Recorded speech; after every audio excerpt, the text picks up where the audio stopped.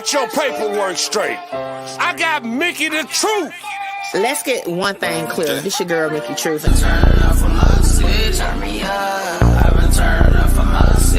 South Carolina, 803 to be exact. What's up, y'all? It's your girl, Mickey Truth, aka the Queen of Paperwork, and I am back with another video. As always, all information contained in this video is for entertainment, educational purposes only. All information used in this video is per the Fair Use Act, and any conclusion that you draw is on you, not me. So, what's up, y'all? I am early, okay? I forgot I'm really on a tight schedule today. So I said, you know, I might go ahead and pop this thing open real quick so we can get started because I didn't want to have to cancel it. A couple of y'all been hitting me up like, girl, why are you always canceling these lives? Okay, we be ready to talk our stuff. So I'm like, all right, let me just come on earlier. So y'all make sure y'all like, comment, share, subscribe, tell a friend and tell a friend. Now pull up on Mickey Truth because your girl is actually live. Okay, so yo, first and foremost, shout out to all of my supporters. What to do? Lace the gym. Like, what? Look, it must have been a minute because I don't even remember who is that. Dang, that's you, Ahmad. I don't even know who you are no more. I know somebody changed their name. I kind of feel like, are you Tashana? Okay, I know what somebody. I was like, you got a rent.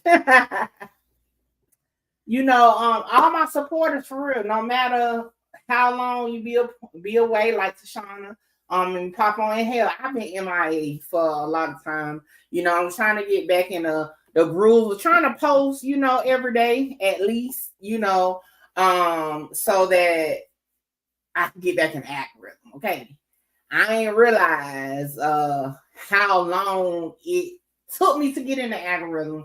And then I took them 2 weeks off, which turned into about 6 weeks, to be honest. So I'm working my way up, but you know, y'all know, I don't care as long. 2 of y'all can be open and we're gonna rock out. What it do, Bo? But yeah, we got to keep it going. Definitely life, okay. So yeah, I checked my requests. Y'all know I'm trying to get better at checking my messages. And someone was like, yo, RondaNumbaNine dropped some paperwork. You should check it out. And I'm like, all right, cool. So I went looking around. I said, you know what? I'm going to just go live and we're going to talk about it. Because this channel, we have covered Cdai and RondaNumbaNine case. You know, we done looked at their appeal paperwork multiple times. You know, we done been talking, well, not we. I've talked to Cdai a few times via email, and I provided to y'all, you know, what we discussed. Also, you know, Tay600, right? You know, it was a whole blowout with that because I confirmed that he did provide a statement in the original investigation. And it was, you know, some people was like, no, that's not what happened. Some people was like, yeah, that's whatever. Okay, so I felt like it was needed, you know, although right now everybody is talking about the Lil J DJU interview, right? I'm not going to talk about that just yet because that's another situation that I definitely spoke on a couple times while I'm waiting. So I'm not going to talk about that just yet. But something that Lil J said last night, that's what I said, the timing is crazy, okay? Something he said last night when he was checking old buddy, and y'all know I don't even say old buddy name no more because it's like that shit just be ongoing back and forth. Okay, so something he said to him stuck out to me and it made me think of Tay600, right? And I actually hit up Music 101. Shout out to him. Okay, he got a new podcast coming. Y'all make sure y'all tune into that when that drop. And we was discussing, and I was like, yo. That's how you know people really don't be listening or knowing what be going on. And then it just so happened, like I said, I got the inbox about RondaNumbaNine posting the paperwork and a link to the full document.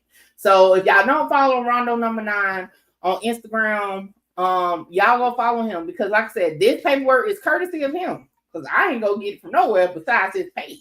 Okay, so I'm gonna share his page though. Because again, this is who provided it. All right, boom. So this is this page. I actually just start following the page this morning. But anyway, it's on his story. I believe it's still there. Yeah. So like the link to it is there, and we're about to talk about it because I'm about to bring things full circle. Because I'm telling you, all you gotta do is listen. Sometimes everything don't come out right then and there to make it make sense, but everything come back full circle. All right. So let me see. Do I want to go ahead and get started? I think we might as well just go ahead and get started because I kind of want to touch on a lot of different things. Now, like I said, I just made up my mind to come live like an hour ago, but when show his link. Okay, hold on. So, all right. So I just made up my mind about an hour ago, but when y'all know I'm gonna do a condensed video and drop it, and I'm gonna make sure I have the clips in there. Okay.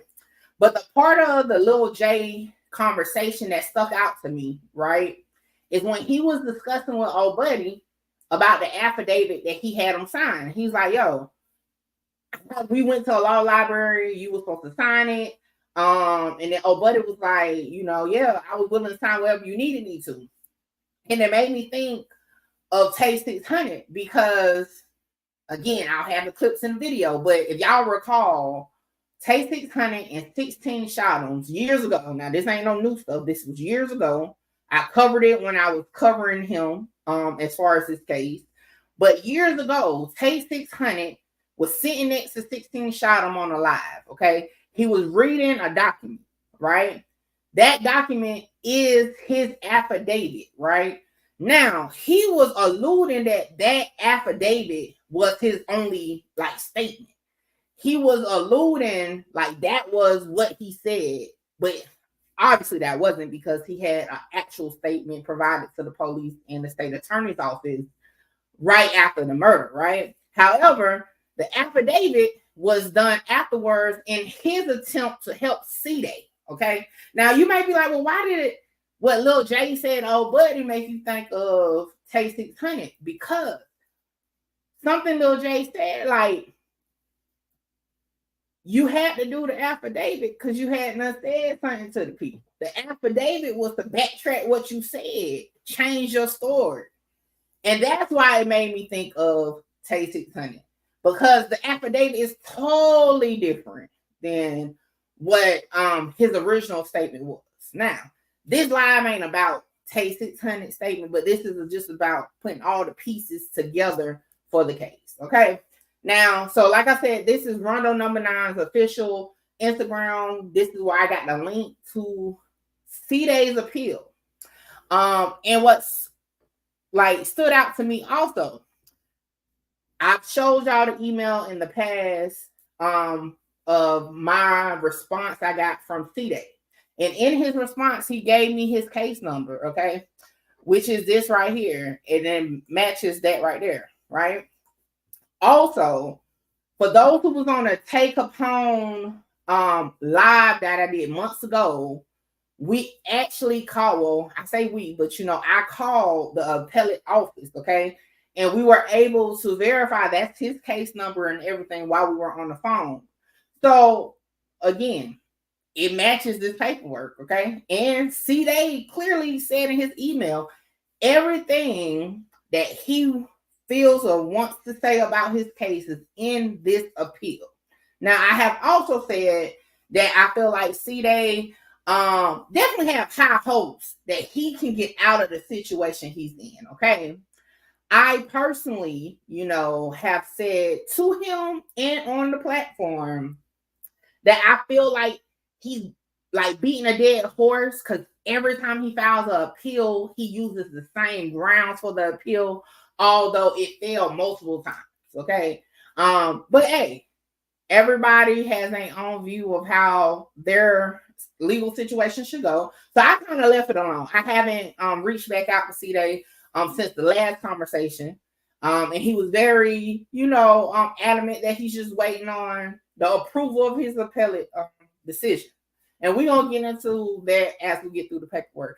But yeah, so recently, Cdai alluded, right? some of y'all may say, hell no, he ain't alluded. He said it, but he alluded that basically RondaNumbaNine snitched on him. Now, I made a video. Y'all make sure y'all go check it out. And I said, I think that's more so a way to get people to like just feed into the story, because he really wants this appellate decision to come in his favor. Okay. He wants noise. And what better place or better way to make noise online in this day and age other than to say somebody is snitching, especially somebody in the drill culture like RondaNumbaNine. Okay. Said it before, I'm gonna say it today. Okay. Now we're gonna get into it. Okay. A couple things that is gonna so this was on May 10th, 2024. So this was last month that I guess they officially made their decision on this. Hold on, y'all. I got to sneeze.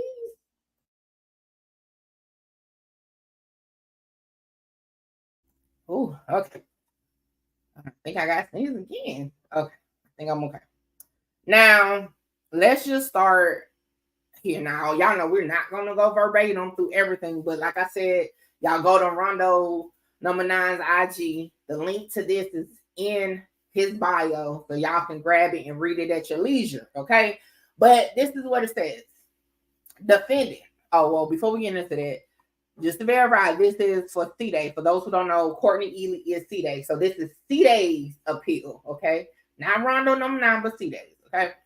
So it says defendant 19-year-old Courtney Ealy and his co-defendant 17-year-old Clint Massey were both convicted after a joint jury trial of first-degree murder. The conviction stemmed from the shooting death of taxi driver Javon Boyd in the early morning hours of February 22nd, 2014 in front of the Wentworth Gardens housing project. The state's evidence at trial established that the taxi driver was sitting in his car waiting for a customer when two men whom he did not know approached him, shot him, and fled. The shooting was recorded by nearby security cameras, and the two men were identified by eyewitnesses as defendant and co-defendant Massey. On this appeal, defendant concedes that he approached the victim's car at the time of the shooting. Okay, so we can just stop there real quick. It is very important. Now, let me put my disclaimer. I am not no lawyer. None of that. I am not giving out no legal advice. None of that. Always seek, okay, legal counsel. Okay, always. Okay, this is just my opinion and interpretation of what I am reading. Okay, I just got to clarify that because some people be trying to run it. You know, the haters be trying to run it on some other shit. Okay, but when you put in your paperwork or your lawyer put in your paperwork, I said it on the original 2019 appeal for Cdai. I said his lawyer basically admits that he was there. That was the biggest fuck up already, okay? What Cdai, in my opinion, don't understand, and obviously his legal team in 2019, and obviously to this date, right, don't understand is that you are not sitting in prison, right, because they feel like you actually pulled the trigger, okay? You're sitting in prison for 38 years because you were there at the time of the shooting, okay? So for your legal team, okay, or for you to put yourself there, fucks your whole everything up. Like, at this point, you might well lay it the fuck down for the remainder of your time. Now, this is just my theory of it, my opinion of it, okay? Y'all can have y'all own. But this is what I have been saying. It's all on my community wall when he alluded that RondaNumbaNine told on him. I'm all under all the blogs in Chicago saying it. So this is not nothing new. I've been saying it. Okay, I've said it to him. I've showed y'all in the past my whole reply to him. And I'm gonna be honest, I even gave him my opinion of how he should approach his appeal. Now, mind you, by the time I had a conversation with Cdai, it was in 2023 after this appeal was placed. But I told him my opinion, just outside looking in, that he was coming at all the points wrong, and it just made no sense. But the damage is done, and as it says right there, the defendant concedes that he approached the victim's car at the time of the shooting. So the defendant puts himself there. Okay, the defendant puts himself there. Okay, key thing, you put yourself there. You said you was at the victim's car. All right. So for clarity for everybody that, follows this case, I mean, once you put yourself there, it really doesn't matter what anybody else said. You put yourself there, or you agree that you was there. Okay. Now, let's keep going. So then it says, the jury found both defendants guilty of first-degree murder, but found that co-defendant Massey was armed with a firearm while defendant was not. After trial, defendant was sentenced to 38 years with the Illinois Department of Correction, while Massey received a sentence of 39 years. On direct appeal, defendant argued, 1, that the evidence against him was insufficient, 2, that the state made improper comments at trial, 3, that he was denied his right to a speedy trial, 4, that his 38-year sentence was excessive. Both defendants' conviction and Massey conviction was affirmed by this court on direct appeal, and that just means they upheld it. They didn't change. They basically denied the appeal. Okay. Next, after his 2019 appeal, defendant retained private counsel. Okay, so for those who keep saying he had like a public defender and all that, he may have had at one time, but at this point he has private counsel, and this is what the appeal says itself. Okay.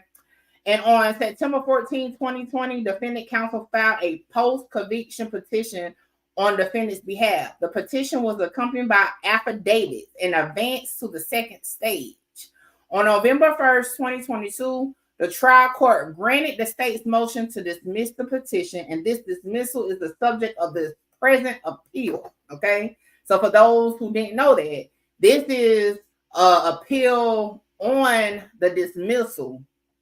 Okay, so that was something I didn't even know. I thought it was just another appeal, but boom, we got clarity on that. Now, the Office of the State Appellate Defender initially represented defender in this appeal, but on April 26, 2023, this court granted defendant's motion for permission to proceed for the following reasons we affirm. Okay, now this is what they're saying, like, hey, this is your ground. Now, just because they approve you to have grounds, you still got to come with a good argument. All right. So, 1, evidence at trial. It says in our prior opinion regarding defendant, we described the evidence at trial as follows.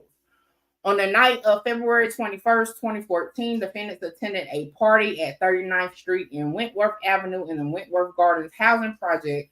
Defendant wore a Burberry shirt and white pants, and Massey wore a tiger stripe jogging suit. Also attending the party was Caprice Johns, which is, I want to say, isn't that the girl that he posted? Hold on, let me clarify that while we're on here. I believe that's the one that he said reneged. 2014, which resulted in charges. All right, yeah. All right, so that's the girl that ultimately recanted her statement. Okay. Jasmine Brown, Jamonte Carpenter, those we know him as Tay600 or Tay Capone, Zakia Herbert, and Jerome Anderson. Defendants left the party with Herbert and Herbert's van after they left Johns, who remained at the party. Okay, so they're going back into it. We don't went over that so many times. I'm gonna actually skip that part because we don't went over that too many times. All right, so hold on. Let's get really into the meat and potatoes of it. All right, I think I kind of do want to. Okay, hold on.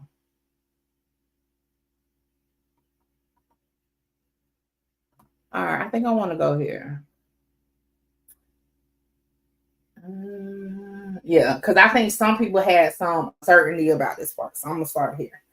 All right, so it says, Johns returned to her car and drove closer to the crime scene. While in the car, she spoke with Sergeant Arthur Young. She gave him a fake name, Brianna Johns. Not the same last name, it's crazy. And also a fake story, telling him that she was driving in the area when she heard several gunshots and saw a man with braided hair and a dark sweater near the victim's car. She got scared, dropped her phone near the victim's car. Johns then gave Young the phone number. Although Johns did not have defendant's number memorized, the defendant told her the number as she was speaking to Young. Boy, they was young and dumb. Officers did, in fact, find an iPhone in the middle of the street near the victim's vehicle. Pursuant to a search warrant, detectives conducted data extraction on the phone, which revealed its phone number was, and it said the number given by Johns. The phone was also swabbed for DNA. Testing revealed a mixture of at least 3 DNA profiles that were not suitable for comparison. Okay. So for those that were kind of like, well, Cdai is done because his phone was there. To be honest, and I said this in my email to him, okay, and I'll put it in the video, okay. To be honest, if the statement was never made or they never would have went back for the phone, that phone wouldn't have did nothing for him. Like, it wouldn't have hurt him because the DNA couldn't even be brought up because they couldn't tell who actually had the phone. He could have just reported the shit lost or stolen later on, to be honest, or just left it alone. Because y'all know back then, I'm pretty sure it was probably like a prepaid phone. It wasn't like no actual damn, regular monthly phone. That's just my opinion. But I said it like at that point, like, how do you know it was my phone? But this statement right there should have been, his lawyer should have attacked it. Like, they should have argued that a little bit better, right? But to my understanding, in none of the appeals did they ever argue anything about the phone. Okay, they was arguing about her identification of him as the shooter, but not about the phone. And when I do the video, I'm gonna show y'all where I pinpointed you need to attack the phone part. But hey, again, people do what they want to do. All right, next, a latent fingerprint impression recovered from the taxi's passenger side window was identified belonging to the defendant. Inside the victim's car, the police recovered 3 9mm fired cartridge casings and 2 9mm fired bullets. Additionally, the medical examiner recovered 2 more 9mm bullets from the victim's chest. Kellen Hunter, a firearms examiner for the Illinois State Police, determined that the bullets were all fired from a single gun and a cartridge casing were all fired from a single gun. He was unable to determine whether the bullets and cartridge were fired from the same gun, since it is impossible to match a fired bullet to a fired cartridge casing. That's here to keep up with. Okay. He also could not determine what kind of gun they were fired from, since both 9mm revolvers and 9mm semi-automatic weapons exist. Okay. So again, one of his original grounds was lack of evidence. I mean, hell, why was your fingerprint at the car? You get what I'm saying? So that right there is going to be damning, to your case, because you got this claim. Why the hell was your fingerprint there? Okay. So in my opinion, that was one of the biggest things not to attack to, or find some way to get it thrown out, because it's really, how do you explain it? But y'all keep that in mind, that they did find his fingerprint on the car, okay, as we go through the paperwork. And it's going to make sense why I tell y'all to keep that part in mind, okay? All right. Let's keep going. Now, it says, with respect to both defendants, the state sought a conviction for first-degree murder and a 15-year sentence enhancement for being armed with a firearm. The jury was instructed on accountability as follows, okay? Boom. So I don't know. Do I got my mind here? I don't know. Don't worry about it. All right. So a person is legally responsible for the conduct of another person when either before or during the commission of the offense, and with the intent to promote or facilitate the commission of the offense, he knowingly solicits, aids, abets, agrees to aid, or attempts to aid the other person in planning or commission of the offense. The word conduct includes any criminal act done in furtherance of the planned and intended act. That's very important. That's why I kept saying somebody recanted that you were the shooter is not going to help you.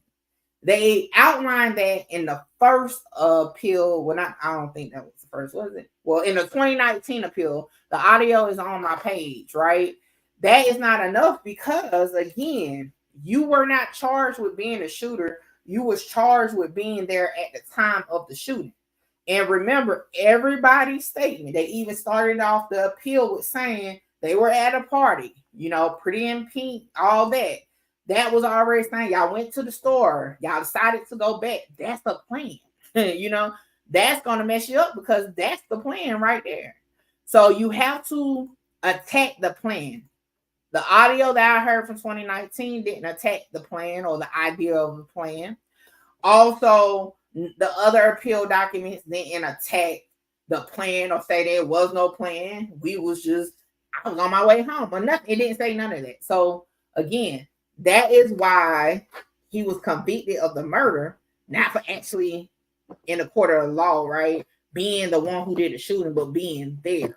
Keep that in mind also, okay, as we're going through it. Now, after finding both defendant and Massey guilty of first-degree murder, the jury returned. People tripping. Let me go get my other set of eyes. Yeah, because I was not even looking at the screen. Y'all know, get their ass out of here. Ban their ass. Where was I? Okay, here we go. We, the jury, found the allegation was not proven that during the commission of the offense of first-degree murder that the defendant was armed with a firearm. Emphasis added. The jury found that the firearm allegation, however, was proven for co-defendant Massey. The jury returned its murder verdicts on a general verdict from the stated simply, we, the jury, find the defendant guilty of first-degree murder. As already noted, the convictions of both defendant and Massey were affirmed on appeal. So again, per the jury, right, RondaNumbaNine had the weapon, so that will leave the illusion he's the shooter. Cdai was not convicted of having a weapon, but he was convicted of being there during the shooting, which is further going to be confirmed by him and other people, which is crazy. Okay, but again, accountability, they just broke down what accountability meant in a court of law in Illinois, and just accountability in general. Like at this point, it's not RondaNumbaNine's fault or situation that you're in there. For one, you're in there being that you were placed, and according to this paper, you placed yourself there at the shooting. So, I mean, kind of got at this point, on that shit. Okay, now here go where things gonna get a little bit more clearer for a lot of people. Some people can still find a way to be confused, but for my truth team, this is for you guys, okay? If you haven't already been clear on this situation. Now, 2 is post-conviction process, okay?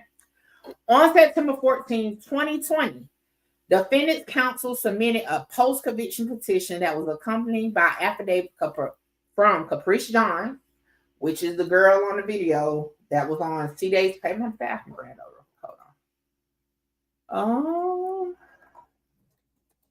Just to give y'all a little refresher on that. What to do, Lamar? Yeah, definitely. You're welcome, Wayne. All right, so here we go. So this is the video, and for those who don't know, this is Cdai's page, or is operating on behalf of Cdai. And 2014, which resulted in charges against. All right, y'all can go check out the whole thing. Like I said, in a video version of this, I'll make sure to add it. But in the caption was, I was wrongfully convicted of a coerced statement taken by Detective John Halloran and had my rights violated when they failed to grant my motion for severance. Okay, so that's part of his argument. Okay, what's up, Green says Tay600 is a rat. Sheesh. Okay. All right, so Jamonte Carpenter is Tay600, and the defendant. All right, so affidavits was provided from Caprice Johns, Tay600, and Cdai. Why did Cdai write an affidavit on his behalf? I don't freaking know, but he wrote one. Okay, I wonder what kind of paid lawyer that he had. Must have been like an up and coming firm, because that's crazy. All right, let's keep going. At trial, Johns and Takia Herbert were the two eyewitnesses who testified to witnessing the shooting. Herbert had testified that she saw defendant and Massey open the passenger side door of the victim's car and saw co-defendant Massey firing a gun into the car. All right, so let's break that down a little bit, okay? Now, for those who don't know, y'all can go watch my past videos on this, but one person, and I'm talking about at trial, one person said, or original statement was, Cdai was the shooter, which was Caprice Johns, right? Another person said, RondaNumbaNine was the shooter, which was Takia Herbert, okay? However, both of their statement was that they went to the passenger side of the car. Now, let's think about what I said earlier. Whose fingerprint was found on the passenger side of the car? Cdai, okay? So, again, just saying that you wasn't the shooter was not going to be enough when your fingerprint is found on the passenger side of the car, plus somebody is putting you there at the time of the shooting, plus the video. Like, y'all talking about overwhelming evidence. That's overwhelming already, okay? Now, if we continue on, it says, like Herbert, Johns had also testified to witnessing defendant and Massey approach the victim's car. Johns testified that defendant spoke to the victim and then she saw a light flash from the gun and saw the victim jumping as if he was being shot. Although at trial, Johns testified that she did not see the actual gun, Johns had stated in prior statement to detectives that the defendant was the shooter. So on the stand, she reneged and said, hey, I didn't actually see no guns, so I don't know who was shooting, but I saw both of them at the car, okay? Now, remember what we already got. We got his fingerprint there. Now, we got the same witness, right, that said you was a shooter originally, now saying she can't say you was the shooter, but you definitely was at the car, okay? So, that's two pieces of evidence already. Now, it then goes to say, hold on, I'm at 12. In the affidavit submitted with this petition, Johns averred that defendant and co-defendant Massey talked to a man sitting in a parked car and that she then heard several shots. Oh, hold on. Did I read it already? Okay. She heard several shots fired and saw light flashing because it was dark. However, she averred, I did not see a gun or who shot the man. Johns averred that a week or two after the shooting, she was taken into custody and threatened by police with an attempted murder charge. Since she felt threatened and afraid, she told the police the defendant was the shooter. However, she averred that she did not know if the defendant shot the victim, that she did not see the defendant shoot the victim, and that she did not see a gun before or after the shooting. What's very important again, y'all, like I told y'all before, I've said it so many times. Like I said, I'm realizing this must be getting back in the algorithm because on Instagram, I'm seeing people like my previous comments under the video of the girl recanting her statement. He was not convicted of having a gun. He wasn't convicted of being the shooter. So all that she was, I guess, recanting wasn't going to make any difference to Cdai. All right, so next, Carpenter, which is Tay600. It say Carpenter did not testify at trial. In the affidavit that he submitted with defendant's petition, Carpenter averred that he was sitting in John's car, that he observed a man sitting in another car, and that most people sitting in their vehicle in that neighborhood at that time of night were selling weed. Carpenter averred that the defendant wanted to get some weed, and that Carpenter assumed that the defendant was trying to buy weed from the man in the other car. Carpenter then heard several shots fired, but did not see a gun or who shot the man. Carpenter averred that he had never known defendant to have or use a gun. Defendant also submitted his own affidavit in which he averred that moments after asking the man whether he had marijuana, defendant remembered seeing flashes. Portions of defendant's affidavit were ineligible, a fact which the state later noted in its response, and so defendant supplemented it with a second affidavit which is described below. I'm gonna pause real quick. So up here it say, however, The jury specifically found that the state had failed to prove the defendant was armed with a firearm. I mean, there was enough, okay? So, we now have Tay600, okay, writing the affidavit on behalf of Cdai, still putting him on the scene, okay? That's not going to help him out. That's when, like, I don't know what damn, whoever his lawyer is, if y'all in Illinois, do not hire that firm, because what the fuck, okay? But anyway, he admits, Tay600 admits to hearing the shots, okay? Admits to seeing them go up to the car. So although in his own way he's trying to help, he's not helping at all, okay? I want to also point out, I've said it in the past, it never was a question if Tay600 testified. We know Tay600 didn't testify, okay?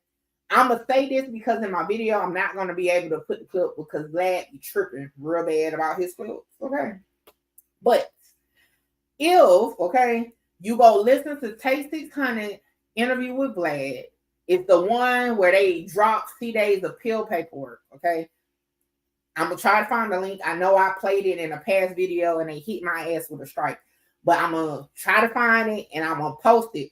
But if y'all go listen to his interview, y'all know them good talking ass Chicago rappers, okay?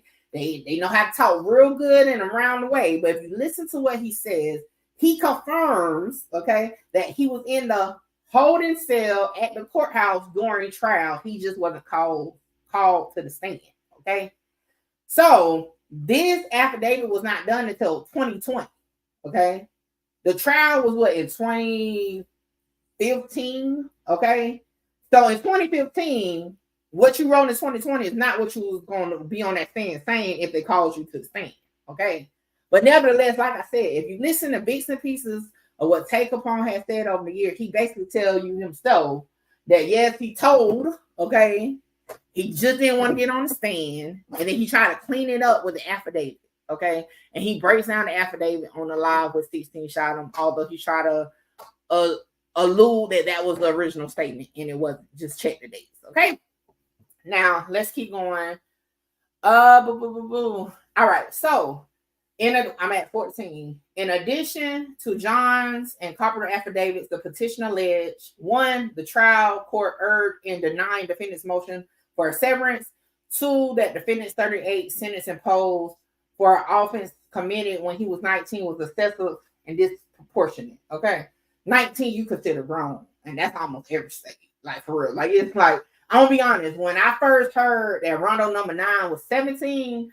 I was like, I'm surprised his legal team ain't try to push the line with him being a youth offender.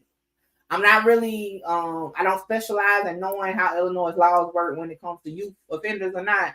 But I mean, hell, at this point, you can try anything. 17 is that gray area. 19, you fucking grown. It's not no, you're not a kid. You're far from it at this point, right? All right, so on October 6, 2020, defendant post-conviction counsel submitted a supplementary petition for post-conviction relief with additional affidavits, including a second affidavit from the defendant. I still don't know why Cdai was writing affidavits on his behalf. Like, I still don't get it. Like, you're like to write an affidavit, although, okay, you're not actively at trial or the case is not open. When you write an affidavit on your own behalf, you was basically telling your side of the story. So if in this affidavit, okay, you try to clean it up, but you still put yourself there, right? You're talking about a murder, okay? That's like one of the O Block 6 writing an affidavit, putting themselves on fucking Oak Street at the time of the shooting. That's crazy as hell, right? This is a murder case. Like, anything that you say that puts you there is a nail in your coffin, quote unquote, not literally, okay? But you know what I'm saying? Like, it's crazy. All right. So here we go. This is what they're saying his affidavit said. It said it was known that marijuana is sold in a project, and that after noticing a parked vehicle, defendant decided to see if marijuana could be purchased from this individual in the parked vehicle. Defendant averred the next thing, shots were fired, and I went into shock. Defendant remembered my friend running past saying something like this was not the plan. Defendant stated, I can't even get through that part. Like, what part of shut the fuck up don't people understand? Like, really, on some real shit right now. Okay, October 2020, you done already had one appeal. We have listened to the audio. The judges said, like, the whole state's case was y'all plan to go back to do something. And you're going to literally, and this is according to this, you're literally going to write that somebody said this was not the plan. Hence, quote unquote, you are saying there was a plan. So this is my thing. And again, y'all know I am an advocate for incarcerated people that's in there because the police or the legal system didn't do their job. I don't believe that they should be able to do undercover shit to get you locked up. But this ain't it. This ain't it. I mean, see, they gonna have to just take accountability that he fucked up. Okay, his legal team fucked up and all that. Because, like, why would you even use that wording when clearly they done said y'all plan to go back to get retaliation because of somebody shooting at y'all? That was the plan. Then you say somebody ran past you and said this wasn't a plan. So you're admitting that it was something that was talked about before y'all got there to do something. This wasn't just it.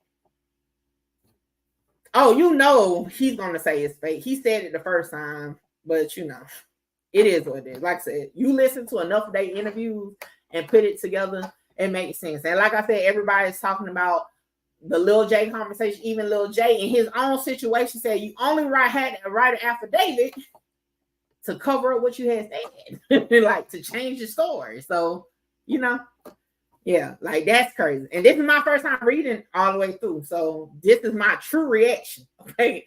That shit was dumb as hell to write. All right. And then also, just to say, you went into shock. Whether you went into shock or not, you just put yourself at the freaking car. Okay. Now I don't know if what it do, Blue? I don't know if Illinois was legal.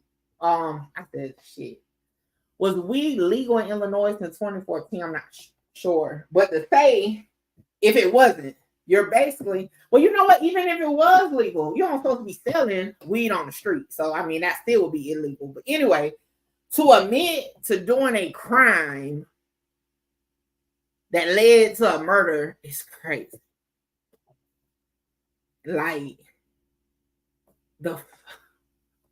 what is happening? Like, this is crazy. Shock is when it kicks in that you don't know shit. Okay? Like, for one, I just don't see myself getting handed. And this side note, y'all know I be getting on my side note sometimes, but I've never been in that situation. But I've been in some shit where I thought I was in some shit, okay?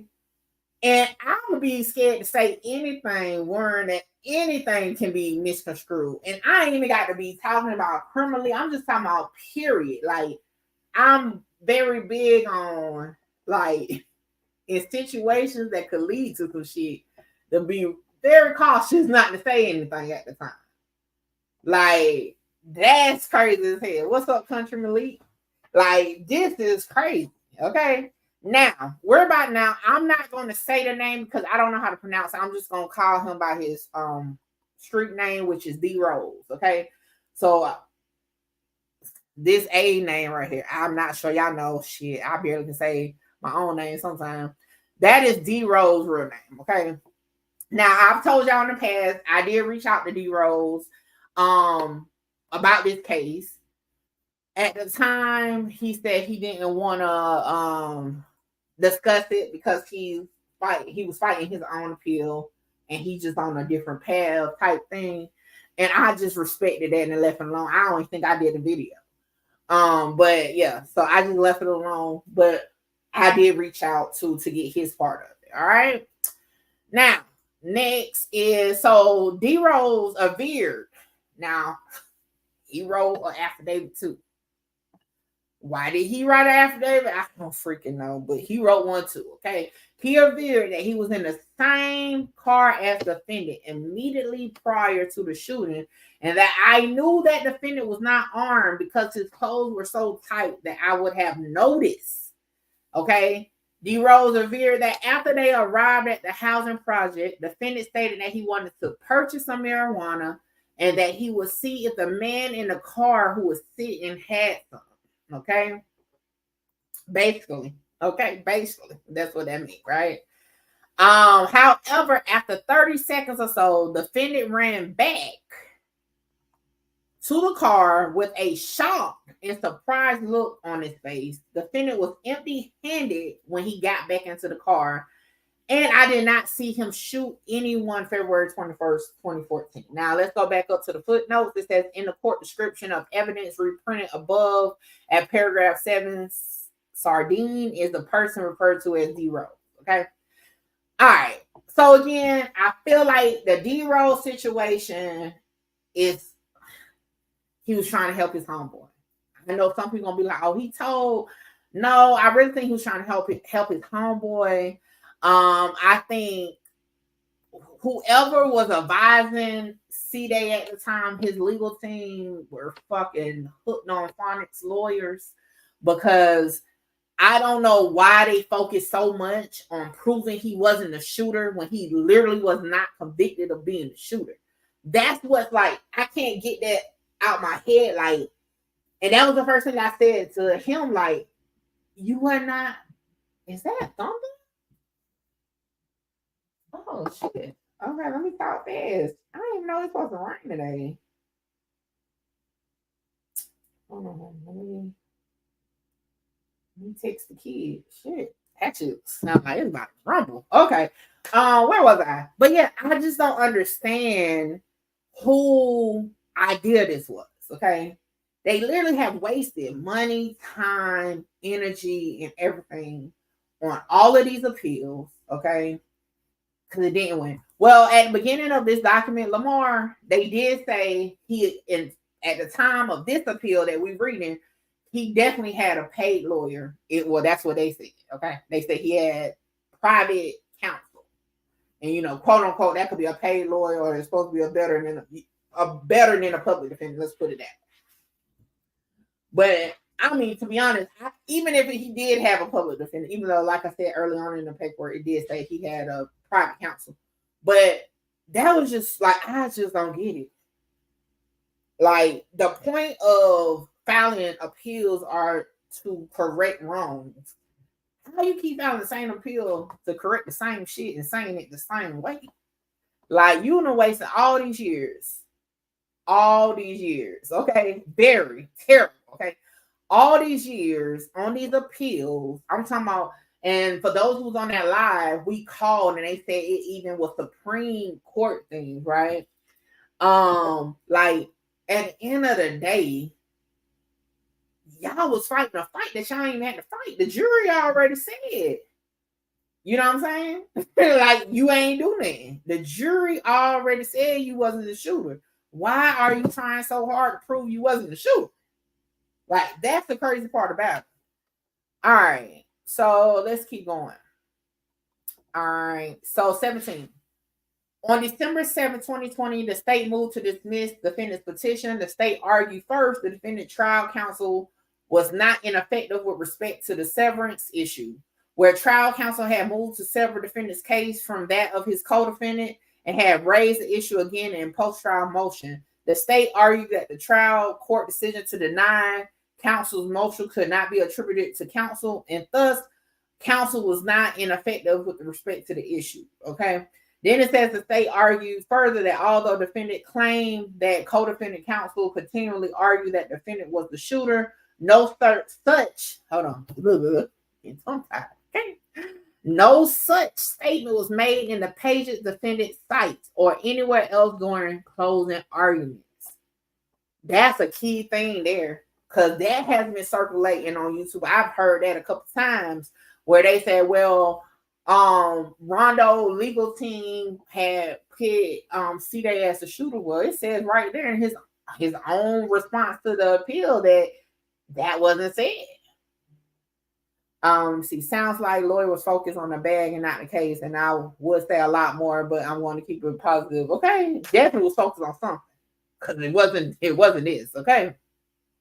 Next, it says the state argued the defendant failed to explain how the affidavits he submitted were material to an ineffectiveness claim that the defendant had failed to provide facts indicating why his sentence was excessive or disappropriate, particularly while he was not a juvenile. I just said that shit. Like, you grown as fuck at 19. Like, what the hell? Like I said, now that argument would have been more beneficial to Rondo than Cdai. Because 17, like I said, that's a gray area depending on the laws of the state. All right. So next, here we go. Now, this is what's important, okay? And I'm going to say this before I read this paragraph, and I might be about to get off in a minute because it's storming, okay? But listen. Everybody does not help your situation. And this is not just in a legal cases period in life. Everybody does not help your situation.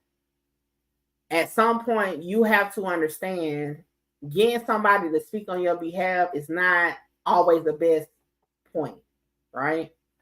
And 18 is about to explain why that is. Because it says, lastly, the state argued that the submitted affidavits failed to support an actual innocence claim because the affidavits did not constitute evidence, which was new, material, or conclusive. The state argued that John's affidavit was essentially a restatement of the testimony that she had already given at trial, and that Carpenter and Sardon were witnesses who were known at the time of trial. Now, let me clarify that part for some that's on road there. Nowhere did it say DRose gave a statement to police or nothing. However, it was known to them that he was there because everybody else gave a statement, right? It has been confirmed that Tay600 gave a statement. I mean, I'm not even about to go back and forth with nobody. Point blank, y'all can request it yourself. It's been out even before I put it out. But again, everybody affidavits put Cdai at the car at the time of the shooting. Everybody affidavit said he went to buy weed at the car. They heard shots. He came running back. Like nobody said, no, Cdai got out up the street. He wasn't, I didn't see him buy no car and when the shots ran out.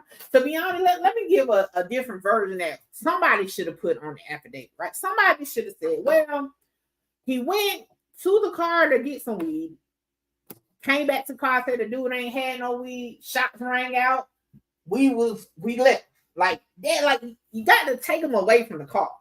Like they ran the whole story together. Like you say you went to get weed, but you didn't bring them back from that car until after the shooting. That's the fuck up.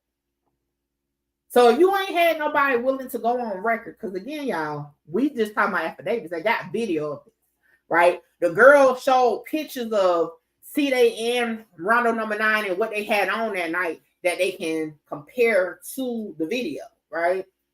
So again, it's just crazy. You know, hey, all types of stuff. Basically, that's what they're saying. Like, hey, police, we're doing illegal things over here. That's what I heard. Like, it's just crazy. Like, that's why I said sometimes getting these people to do all that, and then to be honest, really, if he would have got Tay600, okay, Tay600, because he, in his original statement, named the shooter and all that. He should have recanted everything, say he ain't even see nobody, okay, there. Like, he should have came at a different approach. Basically, all you did for Tay600 was get him to remove the fact that he named who the shooter was that night. Or, like, around the time of the murder. So, if he was going to do an affidavit, he should have said he ain't even see you at no car. Loud stuff. All right. Now, damn, I just knocked my glasses off. Hold on, y'all. Let me see where we at. So it says here, that the same counsel filed a motion to withdraw, stating that communication has been broken down between, the communication being broken down, okay? And I'm going to be honest. And again, this is just my view of my interaction via email with Cdai. He's very bullheaded. I'm going to be honest. He's bullheaded. In his mind, and I guess you got to be that way, because I even had a conversation with my dad just in general. And he's bullheaded too when it comes to like his defense. And I feel like that's what they be having to hold on to. And anything outside of them coming home or that they may not come home, they don't want to hear it. So when you try to give them the reality of the situation, they shut it down. So I can believe it, because like I said, I gave my opinion on it. And I even said, like, you're barking up the wrong tree, because that's not what you're in there for. Communication ceased. And I kind of left them alone, because at the end of the day, look, if you want to keep going down the same path, doing the same shit, I even told him then, I said, whoever your lawyer is or was in 2019, hopefully he has gotten better, because he couldn't argue worth shit on that audio. So, it's not much more to say at that. Okay. Now I'm gonna skip this because it kind of goes again. And hold on, why I'm gonna say this.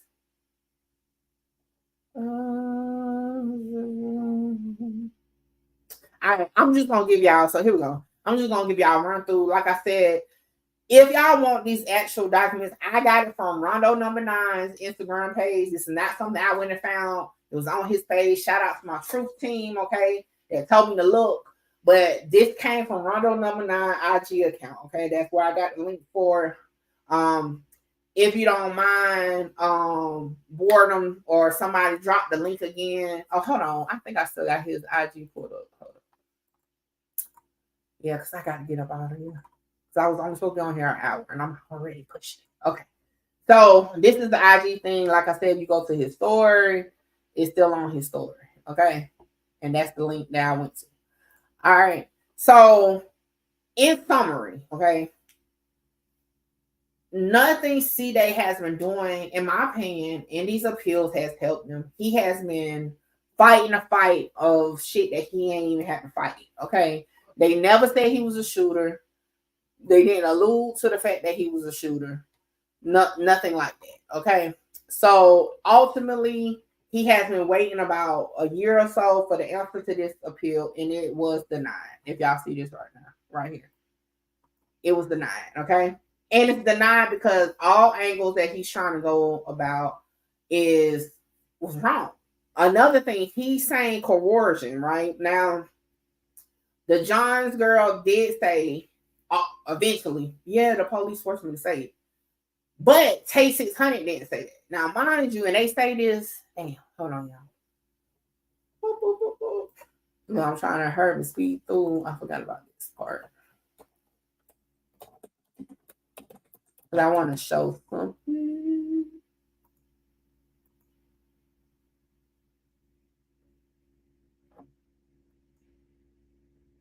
All right, so I'm going to do it this way real quick.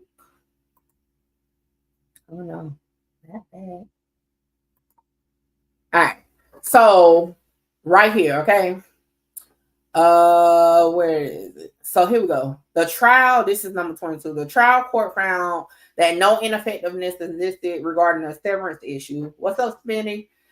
Since appellate counsel does not have to raise every possible claim, and trial counsel did raise the issue, and that the law regarding juvenile sentencing did not apply to defendant, the court did not advance the actual innocence claim, knowing that John's allegations were considered during the testimony at trial, that Carpenter did not allege coercion, and that defendant had an opportunity to testify at trial if he had so chosen. So I want to ask y'all this. If that's the case, if Tay600 take up on Jamonte Carpenter never said anything during the time of the investigation, why is he listed as saying he never alleged coercion? Okay, the affidavit was done by the legal team of Cdai. So they wouldn't have said he was coerced by the Cdai's own legal team. They're claiming it for the police, but he never claimed he was coerced into saying it. He should have, but he didn't. Okay. So also, then it goes on to say something else. All right. Was it this one? All right. So then it says, let's go to 24. On April 26, 2023, the court granted defendants motion to proceed pro se on appeal and also granted defendants motion to file inster his pro se appellate brief. The brief raised 4 issues for review. The appellate counsel was in there. We all went through that. The state really did. All right. So number 2 was the state relied on coerced statements at trial that the state failed to disclose, and his trial counsel was ineffective for failing to discover a pattern and practice of misconduct by hollering. All right. I spoke on this before too. Hollering is the same officer that so many drill rappers from Chicago have spoken on, even King Von and other people have spoken on that. So it might be some smoke there, I'll be honest. But as far as this case, right, they ain't prove it at all, okay? Just because, for one, you should have said all your witnesses was coerced, not just one. You didn't say, and I even said this to, again, Cdai. You needed to, every witness that spoke to Hollering that night or around that time for this case should have said they was coerced, including Tay600. But it's clear that's not what happened. So again, you can't just point out one witness. The witness that you feel like is the most important to you getting off, you should have put light on all the statements. Okay. Now, let me see. So nobody that they locked up with, aka jailhouse lawyer, is trying to help him out, or he not asking. I'd rather have a jailhouse lawyer than his counsel in the day. I don't know. And like I said, when I spoke to him and he was like, what did I think about his appeal? And I listened to him. Boy, that was a long 40 minutes, because that shit almost put me to sleep. And I responded to him and I said, hey, he ain't had no strong points. You know, he was coming at like shit that didn't make sense. So I don't know, to be honest. I don't know. I just know he's bullheaded for sure. I don't know. I just don't know. Like, I don't really know. Because even when I saw that he started dropping, whoever was running his Instagram was dropping, RondaNumbaNine, you know, snitched or whatever. And the girl recanting. I'm like, he's still going down the same path. So I really don't know. In my opinion, whoever is advising him, he need a new advisor, because that just ain't it. Let me see what else. Yeah, that's pretty much it. The rest y'all can just kind of, you know, read amongst yourselves. Oh, because I kind of spoke on this in the past. All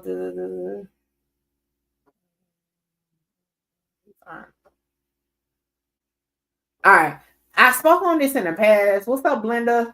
So with the severance, as long as his lawyer asked for it, he can't say, you know, he was ineffective to that. And see, this is my thing, right? He should have said he was ineffective, right? Because he didn't press certain issues. But to my understanding, the lawyer he did have did do his job. He just wasn't the best at doing it compared to the, you know, the state, you know, with, hold on, y'all rubbing my damn eye. That shit got me in the trench. Hold on. All right, this is how I'm gonna summarize how I feel about it. It's like, not the feds watching. Lex is crazy. Dang, where was I? Oh, this is how I feel about it. Okay. At the end of the day, he missed points, and I say he, but I'm talking about him and his legal team, missed the major points that he needed to attack, which was the cell phone wasn't that major, right, for him, because the DNA couldn't be used.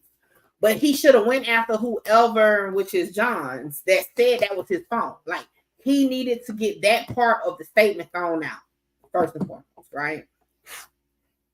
He needed to get his fingerprint thrown out, right?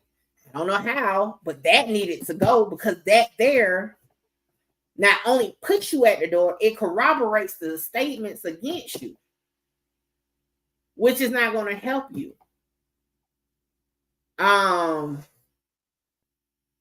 He focused on shit. Like I said, he focused on shit. I think the story ain't better. I think my damn, y'all can hear me clear. I don't know if y'all can hear me clear, but he focused on shit that had nothing to do with why he's sitting in jail right now. It's basically a prison right now. It's basically what I'm coming to. So, in all actuality, Cdai is sitting in jail now because of his own decision during his legal process. He's sitting in jail, and he's probably going to do the remainder of his time because the opportunities he had to file an appeal, he didn't utilize it to his advantage. His appeals was not denied, or he's not in jail because Rondo told, or nothing like that, and vice versa as far as the appeals is concerned, right? He tried to clean it up, but again, I don't know who the fuck came up with the plan. Okay, I just don't know who came up with the plan. And to say that you had a plan in your own affidavit is crazy. To even write your own affidavit is crazy. Like, when it's shit that places your DNA. Now, mind you, even the O-Block case don't even have DNA. You know what I'm saying? Like, you ain't attacked even the description of what the hell you had on. Like, you're attacking, or you're focusing on that the girl said that you wasn't a shooter. No, you need to say that girl ain't seen you that night in no clothes. Like, you need to get the pictures thrown out. Because as we read in the other appeal, the girl had pictures of them, not just Cdai, but RondaNumbaNine in the same clothes seen on the video. So, in all actuality, it's really not much more to say about this case, y'all. I've been waiting for this appeal to come out, the decision. I didn't know it was out. So, I don't see where he can go from here other than finishing out the remainder of his time. Because I don't even see what ground, unless, like, he would need a legal team, and I would say just a new legal team to start from scratch to find, a new area to hit to file an appeal. Because at this point, I feel like he's exhausted his appeals. And if he keep getting appeals, you know what I'm saying? It's just too much. It's just too much. Blenda said, you're going to have some new fresh cases soon, Mickey. Won't say too much. All right, look, Blenda over there putting it together. Okay. Blenda Bars put it together. I seen part of it, haven't watched the whole thing, but the Vaughn 1700 thing blew my mind. Okay.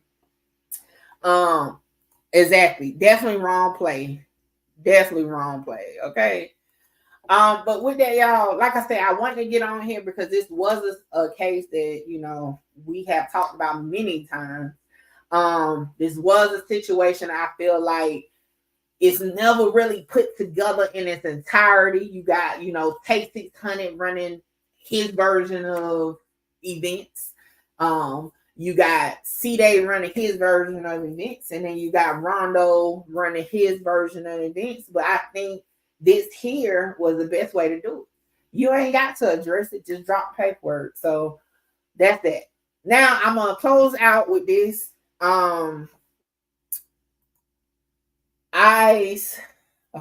I want to say this. I ain't gonna say it because y'all know I be having Bush's watchers, other content creators, and not the ones that really support me for real, but the ones that just want to, I guess, beat me to the punch with certain things, so I can't be as candid as I used to be, because they be watching.